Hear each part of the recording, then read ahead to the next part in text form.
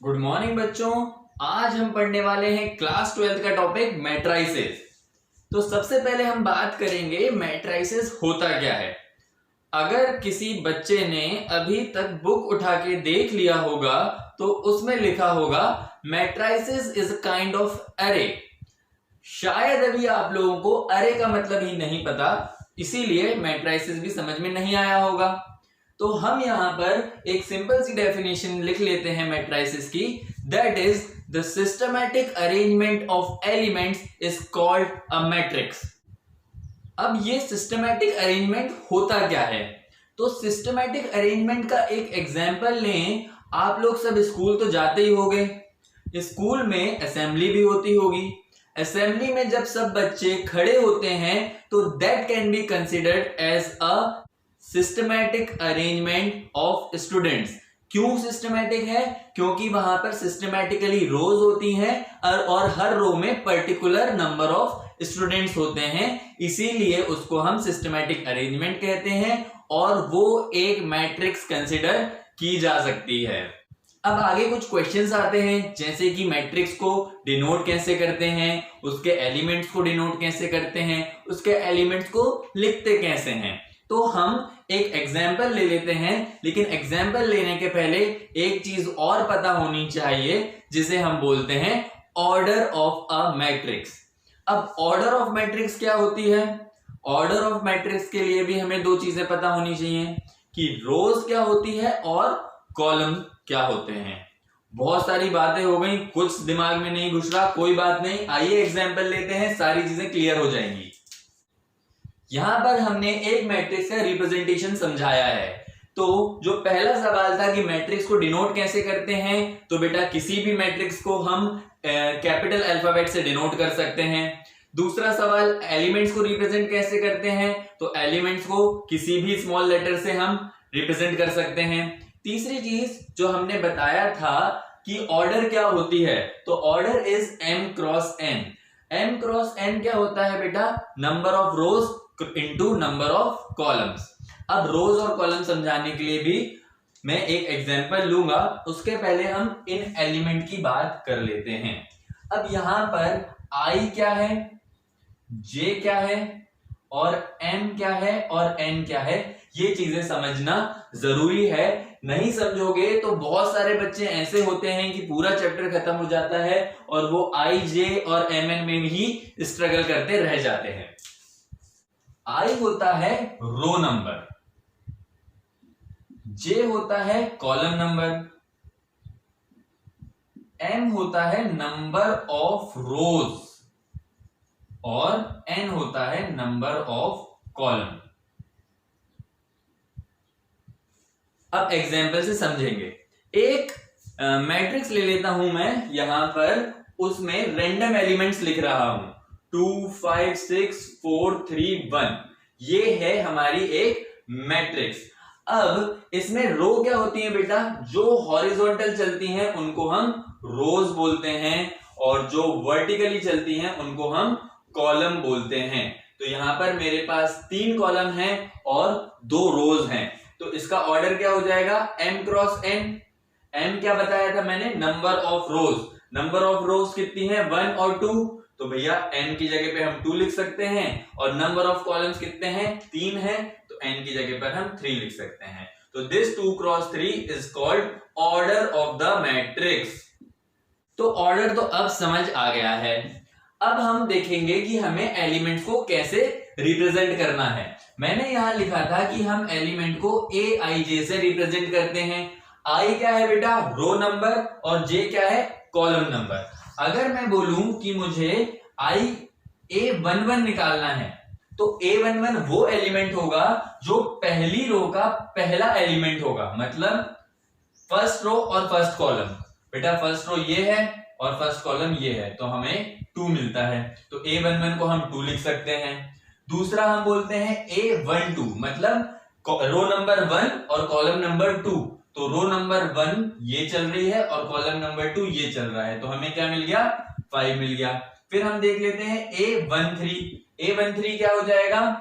रो number 1 और column number 3, तो ये हो गया 6। इसी तरीके से हम A21, A22 और A23 भी निकाल सकते हैं।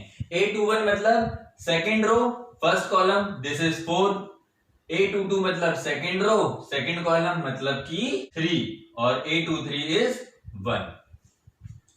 इस तरीके से हम एलिमेंट्स निकालते हैं। हो सकता है इतना समझाने के बाद भी कुछ बच्चों को अभी भी मैट्रिक्स समझ में ना आई हो, तो घबराने की कोई बात नहीं है। इसी रिप्रेजेंटेशन को एक बार और समझाने वाला हूं मैं और भी अच्छे तरीके से। तो जब हमने यहां पर लिखा था, तो जब हमने रिप्रेजेंटेशन ऑफ मैट्रिक्स की बात करी थी और हमने इस तरीके से रिप्रेजेंट करी थी, तो उसको हम एक बार एक एग्जाम्पल से समझते हैं। अगर मेरे पास एक मैट्रिक्स है A जिसका की एलिमेंट Aij से डिनोट किया जाता है और उसका ऑर्डर है 3x2, तो किसी भी एलिमेंट को कैसे लिखा जाएगा वो उसके ऑर्डर पे ही डिपेंड करता है। यहां पे 3x2 जो लिखा है उससे हम मैट्रिक्स कैसे बनाएंगे देखना। 3x2 मतलब मेरे पास रो 3 होंगी और कॉलम 2 होंगे, क्योंकि सबसे पहले हम रो लिखते हैं फिर हम कॉलम लिखते हैं। तो मैंने एक ऐसी मैट्रिक्स बनाई जिसमें 3 रो हैं, एक रो, दूसरी रो और फिर ये तीसरी रो। कोई भी एलिमेंट लिख लेते हैं हम, फिलहाल एलिमेंट को हम A से ही डिनोट कर रहे हैं तो हम सिर्फ A लिख रहे हैं। तो 3 रो में ऐसे आएंगे एलिमेंट्स, और क्योंकि कॉलम 2 है तो यहां पर दूसरा कॉलम भी बना दिया। तो ये जो मेरी मैट्रिक्स बनी है ये 3x2 की मैट्रिक्स बनी है। अब हर एलिमेंट को तो मैं A से डिनोट नहीं कर सकता, तो इसके लिए हम सबस्क्रिप्ट लगाते हैं। सबस्क्रिप्ट हमने देखी थी Aij जो होता है, I जो है वो नंबर ऑफ रो बताता है और J जो है वो नंबर ऑफ कॉलम बताता है। अगर मैं इस एलिमेंट की बात करूं तो ये पहली रो पर है तो I की वैल्यू हो गई 1, और कॉलम कौन सा है बेटा, कॉलम भी 1 है तो J की वैल्यू भी हो गई 1। तो ये एलिमेंट A11 कहलाएगा। आगे देखें तो ये वाला जो एलिमेंट है ये पहली रो पर है, इसलिए I की वैल्यू हो गई 1, और दूसरे कॉलम पर है तो J की वैल्यू हो जाएगी 2, इसीलिए ये A12 कहलाएगा। यहां देख लेते हैं आगे वाले एलिमेंट में, ये एलिमेंट दूसरी रो पर है तो I की वैल्यू 2 हो जाएगी और पहले कॉलम है इसलिए J की वैल्यू 1 हो जाएगी, तो ये हो जाएगा A21। इसी तरीके से ये A22 हो जाएगा, ये A31 हो जाएगा और ये A32 हो जाएगा। इस तरीके से किसी भी मैट्रिक्स को हम लिख सकते हैं। अगर मान लेते हैं मेरे पास ऑर्डर 3x2 की जगह 2x3 होता, 2x3 का मतलब मेरे पास रो 2 होंगी और कॉलम 3 होंगे, तो मैं 2 रो लिखूंगा। यहां पर 2 रो के लिए मैंने एक एलिमेंट यहां लिखा, एक एलिमेंट यहां लिखा, और 3 कॉलम होंगे। ये जो एरो मैं बना रहा हूं ये आपको समझाने के लिए बना रहा हूं, आपको मैट्रिक्स लिखते टाइम ये एरो नहीं बनाने हैं। तो यहां पर एक एलिमेंट होगा, यहां पर एक एलिमेंट होगा और ऐसे। तो देखो 2 रो बना दी मैंने और 3 कॉलम बना दिए। अब वही बात आ जाती है कि पहली रो पहला कॉलम, पहली रो दूसरा कॉलम, पहली रो तीसरा कॉलम, दूसरी रो पहला कॉलम, दूसरी रो दूसरा कॉलम और दूसरी रो तीसरा कॉलम। इस तरीके से हम एलिमेंट्स लिखते हैं। तो आई होप अब किसी भी ऑर्डर की मैट्रिक्स मिल जाए आपको, आप उसका एलिमेंट लिख सकते हो। अब ये हो गया हमारा एग्जाम्पल। अब मैं अगर कोई मैट्रिक्स देता हूं आपको, ये 2x3 की थी, हमने 2x3 की ही एक मैट्रिक्स बना ली 2 5 6 1 0 5, ये हमने एक 2x3 की मैट्रिक्स बना ली। अब अगर मैं बोलता हूं इसके सारे एलिमेंट्स निकालो, तो आप बिल्कुल बता सकते हो कि A11 जो है वो हो जाएगा 2, A12 जो है वो हो जाएगा 5, A13 जो है वो हो जाएगा 6, और A21 हो जाएगा 1, A22 हो जाएगा 5, A23 हो जाएगा 6। तो अब एलिमेंट्स कैसे रिप्रेजेंट करते हैं वो बहुत ही अच्छे से आपको समझ में आ गया होगा दोनों से। बस ध्यान इतना रखना है कि Ij क्या होता है और M और N क्या होता है। Ij हमेशा रो नंबर और कॉलम नंबर होते हैं, मतलब मैं जिस एलिमेंट की बात करूंगा उसी एलिमेंट का रो नंबर और उसी एलिमेंट का कॉलम नंबर देखना होगा। लेकिन m और n की बात करें तो वो उस पर्टिकुलर मैट्रिक्स के टोटल नंबर ऑफ रोज और total number of columns represent करते हैं।